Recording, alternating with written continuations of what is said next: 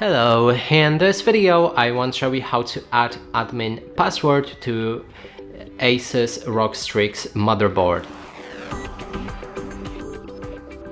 To do this, first we'll need to open Advanced BIOS settings, navigate to the main, then scroll all the way down to security, enter it, and here you can find the password options. When it says that the password is not installed, that means you don't have the password. If it's installed, that means the password is already set up.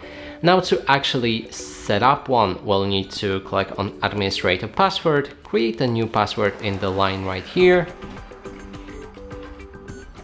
and then confirm the same password below.